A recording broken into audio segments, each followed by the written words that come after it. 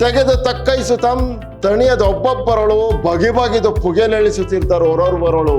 ಹೊಗಳಿದವರೆನ್ನ ವನ್ನ ಶೂಲದ ಲಿಕ್ಕಿದರೆಂಬೇನು ಅಂತ ಬಸವಣ್ಣನವರ ವಚನಗಳನ್ನ ಅತಿಥಿ ದೇವೋಭವ ಅನ್ನುವಂಥ ಈ ಮಣ್ಣಿನ ಗುಣವನ್ನ ನಾವು ಸದಾಕಾಲ ನೆನ್ಪಿಟ್ಕೊಳ್ಬೇಕು. ಒಬ್ಬರಿಗೊಬ್ರು ಅರ್ಪಿಸಿಕೊಂಡ್ರು, ಸಮರ್ಪಿಸಿಕೊಂಡ್ರು, ಒಪ್ಪಿಕೊಂಡ್ರು.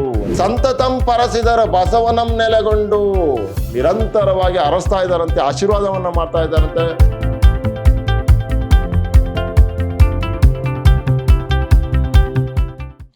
ಎಲ್ಲರಿಗೂ ನಮಸ್ಕಾರ. ನಾನು ವೆಂಕಟೇಶ್ ಕೆ ಬಿ, ಕನ್ನಡ ಉಪನ್ಯಾಸಕ, ವಿದ್ಯಾಶ್ರಮ ಪ್ರಥಮ ದರ್ಜೆ ಕಾಲೇಜು, ಮೈಸೂರು. ಪ್ರಿಯ ವಿದ್ಯಾರ್ಥಿ ಸ್ನೇಹಿತರೆ, ನಾನು ಮೈಸೂರು ವಿಶ್ವವಿದ್ಯಾನಿಲಯಕ್ಕೆ ಸಂಬಂಧಪಟ್ಟ ಹಾಗೆ BCA ಮಕ್ಕಳಿಗಿಟ್ಟಿರುವ 3ನೇ ಚತುರ್ಮಾಸದ BCA ಮಕ್ಕಳಿಗಿಟ್ಟಿರುವ ಕಿನ್ನರಯ್ಯನ ಉಳ್ಳಿ ಪ್ರಸಂಗ ಅನ್ನುವಂತಹ ರಗಳೆ ಪದ್ಯವನ್ನು ಕುರಿತು ಮಾತನಾಡ್ತಾ ಇದ್ದೆ. ಇದನ್ನ ನಮ್ಮ ವಿಶೇಷ ಕವಿ ಹರಿಹರ ಬರೆದಿರುವಂಥದ್ದು. ನಾನು ಕಥೆಯನ್ನ ಎಲ್ಲಿವರೆಗೂ ಮಾತನಾಡಿದ್ದೆ ಅಂತಂದ್ರೆ, ಈರುಳ್ಳಿಯ ದೆಸೆಯಿಂದಾಗಿ ಕಿನ್ನರ ಬೊಮ್ಮೆ ತಂದೆಗಳು ಬೇಸರ ಮಾಡ್ಕೊಂಡು ಹೊರಟಾಗಿರ್ತಾರೆ. ಬಸವಣ್ಣ ಏನೋ ಅಂದ ಅನ್ನುವಂಥ ಕಾರಣಕ್ಕೋಸ್ಕರ.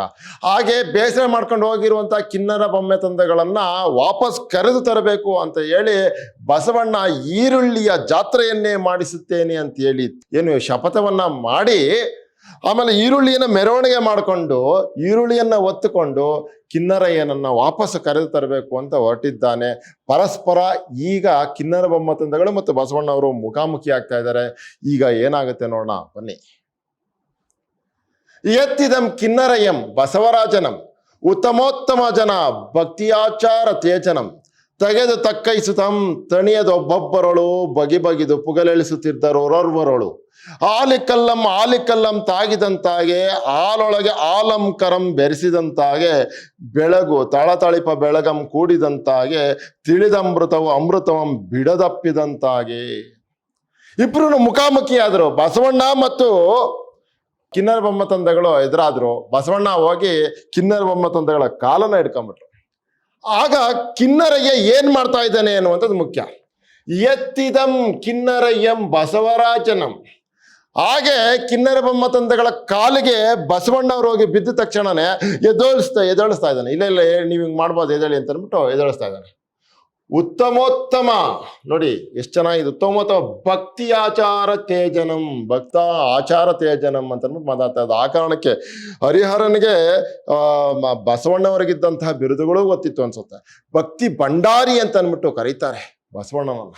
ನೋಡಿ, ಹಾಗೆ ಅವನ ವ್ಯಕ್ತಿತ್ವವನ್ನ, ಬಸವಣ್ಣನವರ ವ್ಯಕ್ತಿತ್ವವನ್ನ ಬಹಳ ಸೊಗಸಾಗಿ ಅರ್ಥ ಮಾಡ್ಕೊಂಡಿದ್ದಂಥ ನಮ್ಮ ಹರಿಹರ ಈ ರೀತಿಯ ಸಾಲುಗಳನ್ನ ಬರಲಿಕ್ಕೆ ಸಾಧ್ಯ ಆಯಿತು ಅಂತ ಭಾವಿಸ್ಕೊಳ್ಬೋದು ನಾವು. ತೆಗೆದು ತಕ್ಕೈಸುತ್ತಂ, ಇಬ್ರು ಒಬ್ರಿಗೊಬ್ರು ಅಪ್ಪಿಕೊಂಡ್ರು, ಕಿನ್ನರ ಬೊಮ್ಮ ತಂದೆ ಮತ್ತು ಬಸವಣ್ಣನವರು. ತೆಗೆದು ತಕ್ಕೈಸುತ್ತಂ ತಣಿಯದೆ ಒಬ್ಬೊಬ್ಬರಳು. ಅಷ್ಟಕ್ಕೆ ತೃಪ್ತಿ ಆಗ್ಲಿಲ್ಲ, ಯಾಕಂದ್ರೆ ಅಷ್ಟು ಬೇಸರ, ಒಬ್ಬರನ್ನೊಬ್ರು ಬಿಟ್ಟಿರ್ಲಾರ್ದಷ್ಟು ಪ್ರೇಮ ಆಯ್ತು, ಪ್ರೀತಿ ಇತ್ತು. ಆದ್ರೆ ಮುನಿಸು ಅನ್ನೋದು ಇದೆಯಲ್ಲ, ಅದು ಈ ರೀತಿಯ ಕಹಿಯನ್ನು ಉಂಟು ಮಾಡಿಬಿಟ್ಟಿತ್ತು ಅಷ್ಟೇ. ತೆಗೆದು ತಕ್ಕೈಸುತ್ತಂ ತಣಿಯದ ಒಬ್ಬೊಬ್ಬರಳು ಬಗೆ ಬಗೆದು ಪುಗೆಲೆಳಿಸುತ್ತಿರ್ತಾರೆ ಹೊರವರಳು ಅಂತ. ಬಗಿದು ಒಬ್ಬೊಬ್ರಿಗೆ ಅಪ್ಪಿಕೊಳ್ಳೋದಕ್ಕೆ ಅವ್ರು ಇಷ್ಟಪಡ್ತಾ ಇದ್ರು ಒಬ್ರಿಗೊಬ್ರು ಅಂತ ಅಂದ್ಬಿಟ್ಟು ಮಾತಾಡ್ತಾ ಇರೋದು. ನೋಡಿ ಹೇಗಿತ್ತು ಅದು ಅಂತಂದ್ರೆ, ಆಲಿಕಲ್ಲಂ ತಾಗಿದಂತಾಗೆ. ಆಲಿಕಲ್ಲು ಮಳೆ ಬಿದ್ದಾಗ ಬೀಳುತ್ತಲ್ಲ, ಅದು ಆ ಆಲಿಕಲ್ಲು ಒಂದಕ್ಕೊಂದು ಸೇರ್ಕೊಳ್ಳುತ್ತಲ್ಲ, ಅದು ಯಾವ್ದ್ಯಾವ್ದು ಅಂತ ಗೊತ್ತಾಗಲ್ಲ. ಹಾಗೆ ಹಾಲೊಳಗೆ ಆಲಂ ಕರಂ ಬೆರೆಸಿದಂತಾಗಿ, ಹಾಲಿನೊಳಗೆ ವಿಶೇಷವಾಗಿ ಹಾಲು ಬೆರೆತ್ಕೊಂಡ್ರೆ ಯಾವ ಹಾಲು ಅಂತ ಗೊತ್ತಾಗಲ್ವಲ್ಲ, ಹಾಗೆ ಅವರು ಒಬ್ರಿಗೊಬ್ರು ಬೆರೆತ್ಕೋತಾ ಇದ್ರು ಅಂತ ಮಾತಾಡ್ತಾ ಇರೋದು. ಬೆಳಗು ತಳತಳಿಪ ಬೆಳಗಂ ಕೂಡಿದಂತಾಗೆ, ಒಂದು ಬೆಳಕು ಇನ್ನೊಂದು ಬೆಳಕನ್ನ ಕೂಡುತ್ತಲ್ಲ, ಇಬ್ಬರ ಮನಸ್ಥಿತಿನೂ ಒಂದೇ ಅಂತ ಮಾತಾಡ್ತಾ ಇರೋದು. ಇಬ್ಬರ ವ್ಯಕ್ತಿತ್ವವು ಒಂದೇ, ಇಬ್ಬರ ಮನಸ್ಥಿತಿಯು ಒಂದೇ, ಆ ಒಂದೇ ಮನಸ್ಥಿತಿಯು ಒಂದಾಗ್ತಾ ಇದೆ ಅಂತ ಮಾತಾಡ್ತಾ ಇರೋದು. ಬೆಳಗು ತಳತಳಿಪ ಬೆಳಗಂ ಕೂಡಿದಂತಾಗೆ ತಿಳಿದಮೃತವು ಅಮೃತಮಂ ಬಿಡದಪ್ಪಿದಂತಾಗೆ. ಅಮೃತವು ಬಿಡದೆ ಅಮೃತವನ್ನ ಅಪ್ಪಿಕೊಂಡಂಗಾಯ್ತು ಕಿನ್ನರಯ್ಯ ಮತ್ತು ಬಸವಣ್ಣನವರು ಅಪ್ಪಿಕೊಂಡಾಗ ಅಂತ ಮಾತಾಡ್ತಾರೆ. ಮುಂದಕ್ಕೆ ನೋಡ. ಅಪ್ಪಿಕೊಂಡಿರ್ತಾರೆ ಎನಿತುಂ ಬೇಗವಿಬ್ಬರು. ಅಪ್ಪಿಕೊಂಡಿದ್ರು ಇಬ್ರು ಬೇಗ, ಎಷ್ಟು ಬೇಗ ಆಗುತ್ತೋ ಅಷ್ಟು ಬೇಗ ಅಪ್ಪಿಕೊಂಡಿರ್ಬೇಕು, ನಾವು ಹಿಂಗೆ ಇರಬೇಕು ಅಂತ ಹೇಳಿ ಬಹಳ ಪ್ರೀತಿ ಅವರಿಬ್ಬರ ಮನಸ್ಸಲ್ಲಿ ಇದ್ದಿದ್ದ, ಅವರಿಬ್ಬರ ಮಧ್ಯೆ ಇದ್ದಂತ ವಿಶ್ವಾಸ ಅದು.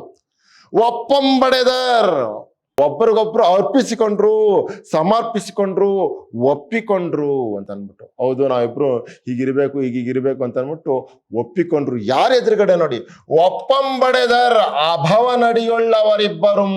ಅಭವ ಶಿವನ ಮುಂದೆ ಅವರು ತಮ್ಮನ್ನ ತಾವು ಅರ್ಪಿಸಿಕೊಂಡ್ರು, ಒಪ್ಪಿಕೊಂಡ್ರು ಅಂತೇಳಿ ಮಾತಾಡ್ತಾ ಇದ್ದಾನೆ ಹರಿಹರ. ಉಣ್ಮಿದವು, ಆಗ ಅವರಿಬ್ಬರು ಒಪ್ಪಿಕೊಂಡಾಗ, ಅಪ್ಪಿಕೊಂಡಾಗ, ತಬ್ಬಿಕೊಂಡಾಗ ಉಣ್ಮಿದವು, ಹೊರಸೂಸಿದವು. ಏನು ಅಂತಂದ್ರೆ ದುಂದುಬಿ ಶಂಖ ಕಹಳೆಗಳು, ಚಾಗುಬಲ್ಲೆನ ತನಗೆದವು ಭಕ್ತರ ಪರಕೆಗಳು. ಬೋರೆಂದು ಕೊಂಡಾಡಿದರು ಬಸವರಾಜನಂ, ಆರೈಸಿ ಕೊಂಡಾಡಿದರು ಕಿನ್ನರಯ್ಯನಂ ಅಂತ ಬಹಳ ಸಕ್ಸ ಇದೆ. ಬಸವಣ್ಣನನ್ನ ಮತ್ತು ಕಿನ್ನರ ಬೊಮ್ಮಯ್ಯ ತಂದನನ್ನ ಎಲ್ಲರೂ ಕೊಂಡಾಡ್ತಾ ಇದ್ದಾರೆ, ಅರಸ್ತಾ ಇದ್ದಾರೆ. ಉಣ್ಮಿದವು ಅಂದ್ರೆ ಹೊರಸೂಸಿದವು ಅಂತ. ಆಗ ಅವರಿಬ್ಬರು ಪರಸ್ಪರ ಅಪ್ಪಿಕೊಂಡಿದ್ದಾಗ, ತಮ್ಮನ್ನ ಅರ್ಪಿಸಿಕೊಂಡಾಗ, ತಮ್ಮ ತಪ್ಪನ್ನ ಒಪ್ಪಿಕೊಂಡಾಗ ಆಗೇನಾಗ್ತಾ ಇದೆ ಅಂತ ಅಂದ್ಬಿಟ್ಟು ದುಂದುಬಿ ಶಂಖ ಕಹಳೆಗಳು ಚಾಗುಬಲ್ಲೆನ ತೊನಗೆದವು.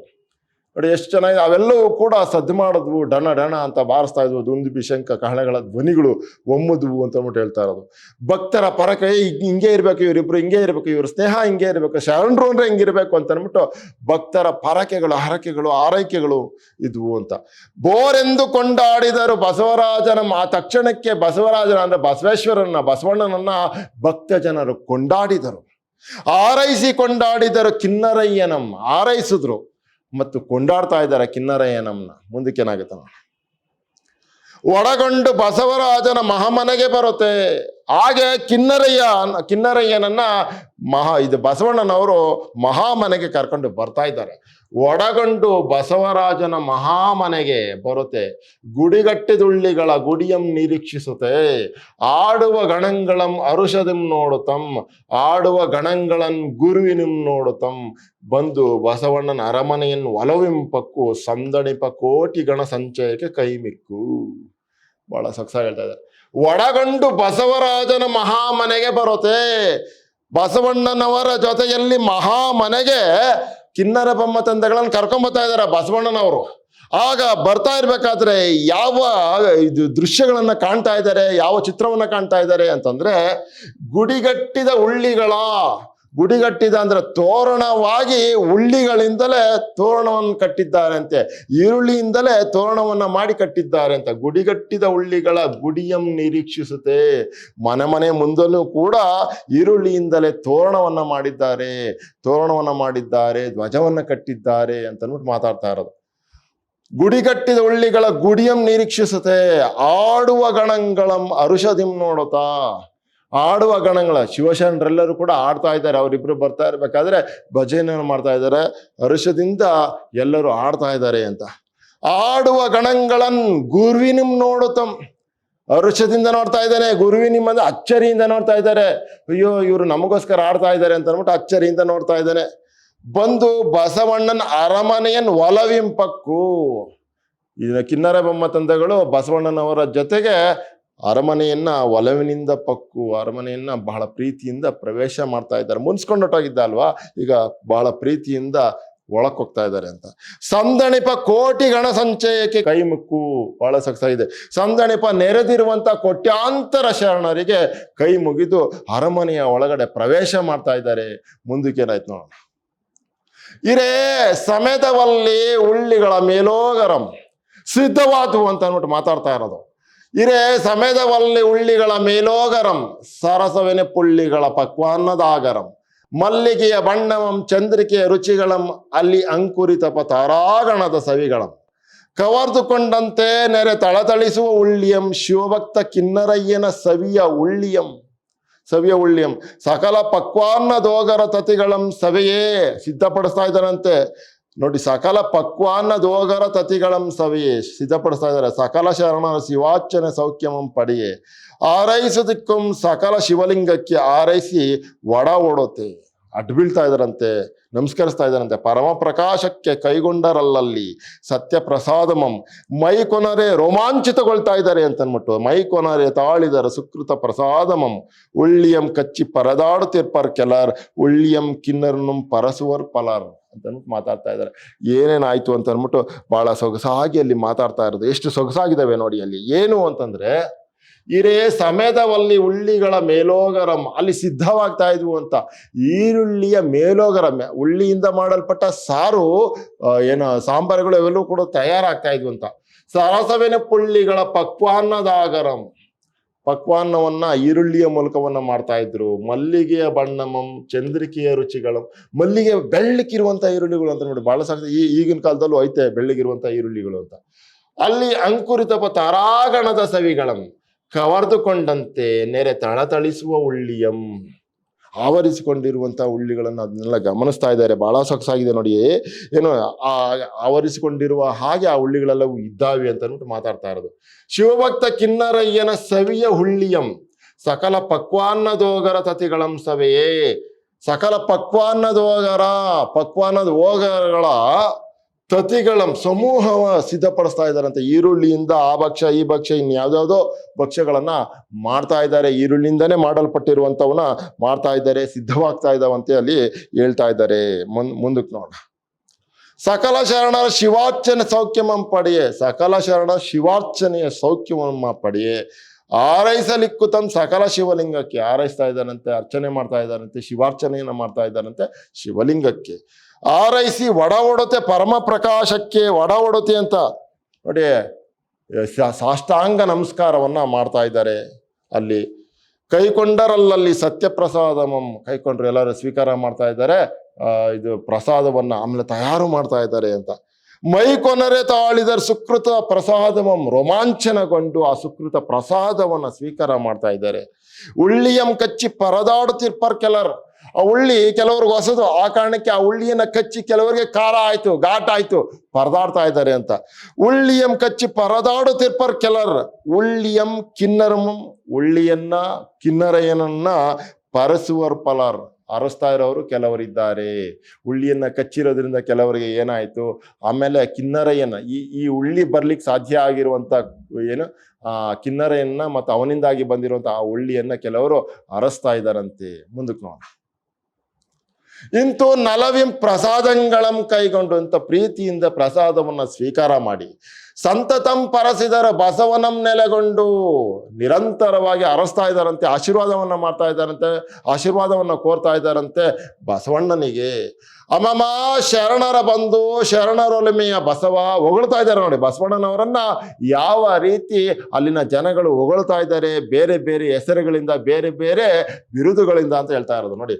ಸಂತತಂ ಪರಸಿದರು ಬಸವನಂ ನೆಲೆಗೊಂಡು ಅಂತ ಮಾತಾಡ್ತಾ ಇರೋದು, ನೆಲೆಗೊಂಡು. ಅಮ್ಮಮ್ಮ ಶರಣರ ಬಂಧು ಶರಣರೊಲಿಮೆಯ ಬಸವ, ಶರಣರ ಬಂಧು ಅಂತ ಮಾತಾಡ್ತಾ ಇರೋ, ಶರಣರ ಬಂಧು ಬಸವಣ್ಣ ಅಂತ ಹೇಳ್ತಾ ಇರೋದು.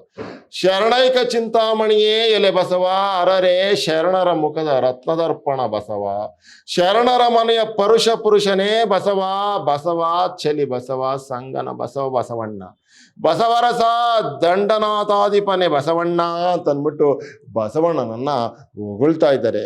ಹೀಗೆ ಬಸವಣ್ಣನ ಹೊಗಳ್ತಾ ಇದ್ದಂತ ಭಕ್ತ ಸಮೂಹಕ್ಕೆ ಶರಣರಿಗೆ ಬಸವಣ್ಣ ಏನ್ ಹೇಳ್ತಾನೆ ನೋಡೋಣ ಮುಂದಕ್ಕೆ. ಎಂದು ತುತೈಸುವ ಹೊಗಳುತ್ತಿರುವ ಅಂತ ಶರಣರೆಲ್ಲ ಹೊಗಳ್ತಾ ಇದ್ದಾರೆ ಬಸವಣ್ಣನನ್ನ. ಅಪ್ಪ ಮುನಿಸ್ಕೊಂಡು ಹೋಗಿರುವಂತ ಆ ಕಿನ್ನರ ಬೊಮ್ಮ ತಂದೆಗಳನ್ನೂ ಕೂಡ ಮನವನ್ನ ಒಲಿಸಿ ಕರ್ಕೊಂಡು ಬಂದು ಅವನಿಗೆ ಇಷ್ಟವಾದಂತ ಉಳ್ಳಿಯ ಮೇಲೋಗರವನ್ನೇ ಮಾಡ್ಲಿಕ್ಕೆ ನಿಂತ್ಕೊಂಡ್ಬಿಟ್ಟಲ್ಲ ನೀನು ಪುಣ್ಯವಂತಪ್ಪ, ನೀನು ಅದ್ಭುತವಾದ ವ್ಯಕ್ತಿಯಪ್ಪ ಅಂತ ಅಂದ್ಬಿಟ್ಟು ಬಸವಣ್ಣನನ್ನ ಹೊಗಳ್ತಾ ಇದೆ ಶರಣ ಸಮೂಹ. ಅವಾಗ ಏನ್ ಹೇಳ್ತಾನೆ ನೋಡೋಣ. ಎಂದು ತುತೈಸುವ ಶರಣ ಸ್ತುತಿಗೆ ನಡನುಡುಗಿ ನೋಡಿ, ನಡನುಡಿ ಅಲ್ಲಾರಿ ಯಾರಾದ್ರೂ ಹೊಗಳಿದ್ರೆ ನಡುಗ್ತಾರೇನ್ರಿ, ಆದ್ರೆ ಬಸವಣ್ಣವ್ರು ನಡುಗ್ತಾ ಇದ್ರು, ಅಪ್ಪ ನನ್ನ ಹೊಗಳ್ಬೇಡ್ರಪ್ಪ ನೀವು ಅಂತ ಅಂದ್ಬಿಟ್ಟು. ಹೊಗಳಿದವರೆನ್ನ ವನ್ನ ಶೂಲದಲ್ಲಿ ಇಕ್ಕಿದರೆಂಬೇನು ಅಂತ ಬಸವಣ್ಣನವರ ವಚನಗಳನ್ನ ಹರಿಹರ ಬಹಳ ಸೊಗಸಾಗಿ ಓದ್ಕೊಂಡಿದ್ದ ಅನ್ಸುತ್ತೆ. ಆ ಕಾರಣಕ್ಕೆ ಈ ಮನಸ್ಥಿತಿಯನ್ನ ಕೆತ್ತಲಿಕ್ಕೆ ಸಾಧ್ಯ ಆಗಿದೆ ಹರಿಹರ ಕವಿಗೆ ಅಂತ ಅನಿಸ್ತದೆ. ಒಂದು ಒಮ್ಮೆ ಹೊಗಳದಿರಿ ಎಂದು ಚರಣದೊಳಗರಾಗಿ, ಅಪ್ಪ ನನ್ನನ್ನು ಹೊಗಳಬೇಡಿ ಅಂತ ಅಂದ್ಬಿಟ್ಟು ಶಿವ ಶರಣರ ಚರಣಗಳಿಗೆ ಎರಗ್ತಾ ಇದ್ದಾನಂತೆ, ಬೀಳ್ತಾ ಇದ್ದಾನಂತೆ ನಮ್ಮ ಬಸವಣ್ಣ. ನುಡಿದನ ಬಸವಣ್ಣನ ಅರರೇ ಶರಣರ ಮೊಂತೆ, ಬಿಡದೆ ಮಾಡುವೆನಿಂದು ಮಾಡಿದ ತೆರದೊಳಿಂತೆ ಅಂತ. ನಾನು ಇನ್ನು ಮುಂದಕ್ಕೇನೋ ಒಂದು ಮಾಡ್ತೀನಿ, ಏನು ನೋಡಿ ಅದನ್ನ. ಅತಿಶಯದೊಳೊಪ್ಪು ಉಳ್ಳಿಯ ಪರ್ವಮಂ ನೋಡಿ, ಇನ್ನು ಮುಂದೆ ವಿಶೇಷವಾಗಿ ಈ ಉಳ್ಳಿಯ ಹಬ್ಬವನ್ನ, ಪರ್ವವನ್ನ, ಜಾತ್ರೆಯನ್ನ, ಪರಿಚಯನ್ನ ಇನ್ನು ಮುಂದಕ್ಕೆ ನಾನು ಮಾಡ್ತೀನಿ ಅಂತ ಹೇಳ್ತಾನೆ.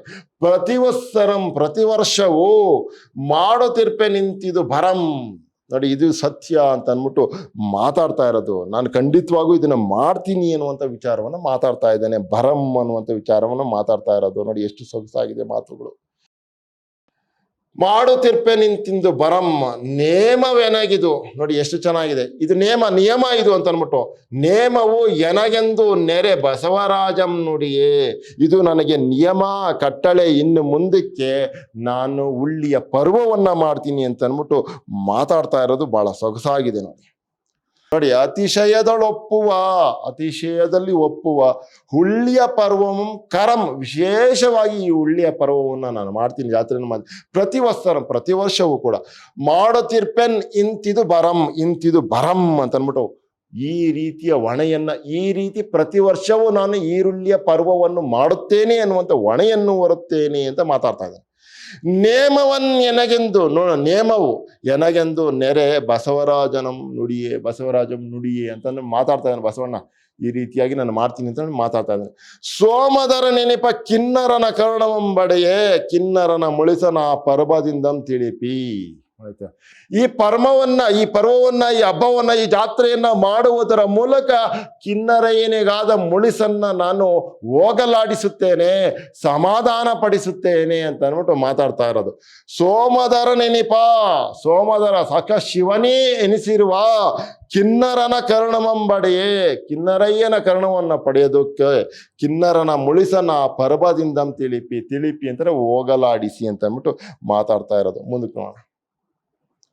ಮನ್ನಿಸುತ್ತವರ ಪಾದದೊಳೆ ಚಿತ್ತಮನ್ನಿಳಿಪಿ. ಮನ್ನಿಸುತ್ತ ಅಂದ್ರೆ ಕಿನ್ನರಯ್ಯನ ಪಾದಗಳಿಗೆ ತನ್ನ ಚಿತ್ತವನ್ನ ಸಮರ್ಪಿಸಿ, ಭಕ್ತಜನ ವನಜ ವಿಕಸಿದ ಸುಧಾಕರ ನೆನೆಸಿ, ಭಕ್ತಜನ ವನಜ ವಿಕಸಿದ ತರಣಿಯಂದೆನೆಸಿ, ಪರಸಮಯ ತಿಮಿರ ಕಮನೀಯ ಭಾಸ್ಕರ ನೆನೆಸಿ, ಪರಸಮಯ ಸುಮನ ಕೋದಂಡ ಪುರಹರ ನೆನೆಸಿ, ಮಜರೇ ಶರಣರ ನಡುವೆ ಬಸವಣ್ಣನೊಪ್ಪಿದಂ, ಮಜ ಬಾಪು ಸಂಗನ ಬಸವನೊಪ್ಪಿದಂ ಅಂತ ಬಸವಣ್ಣನವರನ್ನ ಹೊಗಳ್ತಾ ಇರೋದು. ಭಕ್ತ ಜನಕ್ಕೆ, ಭಕ್ತ ಸಮೂಹಕ್ಕೆ ಬಸವಣ್ಣ ಏನು ಅಂತ ಮಾತಾಡ್ತಾ ಇರೋದು. ಮನ್ನಿಸುತ್ತ ಅವರ ಪಾದದೊಳೆ ಚಿತ್ತಮನ್ನಿಳಿಪಿ. ಕಿನ್ನರ ಬೊಮ್ಮ ತಂದೆಗಳ ಪಾದ ಹತ್ರ ತನ್ನ ಮನಸ್ಸನ್ನ ಪ್ರತಿಷ್ಠಾಪನೆ ಮಾಡಿದಂತಹ ಅವನು ಹೇಗೆ ಇದ್ದಾನೆ ಅಂತ ಅಂದ್ಬಿಟ್ರೆ, ಭಕ್ತಜನವನಕ್ಕೆ ಸೂರ್ಯನಾಗಿದ್ದಾನೆ, ಭಕ್ತಜನವನಕ್ಕೆ ಚಂದ್ರನಾಗಿದ್ದಾನೆ. ಯಾರು? ನಮ್ಮ ಬಸವಣ್ಣ. ಹೀಗೆ ಈಶ್ವರನೊಪ್ಪುವ ಹಾಗೆ, ಸಕಲ ಶರಣ ಸಮೂಹ ಒಪ್ಪುವ ಹಾಗೆ ಬಸವಣ್ಣ ಕಿನ್ನರಯ್ಯನನ್ನ ಕರೆದುಕೊಂಡು ಬಂದು ಈ ಜಾತ್ರೆಯನ್ನ ಮಾಡುವುದಕ್ಕೆ ಇಷ್ಟಪಟ್ಟ.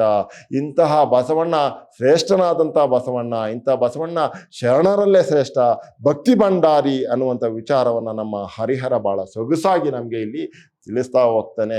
ಪ್ರಿಯ ವಿದ್ಯಾರ್ಥಿಗಳೇ, ಇಲ್ಲಿಗೆ ಈ ಪದ್ಯ ಮುಕ್ತಾಯಗೊಳ್ಳುತ್ತೆ. ಇದರಿಂದ ನೀವು ಅರ್ಥ ಮಾಡ್ಕೊಳ್ಳೋದೇನು ಅಂತಾರೆ, ಒಂದು ಬಸವಣ್ಣನವರ ವ್ಯಕ್ತಿತ್ವವನ್ನು ಅರ್ಥ ಮಾಡ್ಕೊಂಡಾಗುತ್ತೆ, ಮತ್ತೆ ಶರಣರ ವ್ಯಕ್ತಿತ್ವ ಎನ್ನುವಂಥದ್ದು ಅಂತ ಅರ್ಥ ಆಗತ್ತೆ.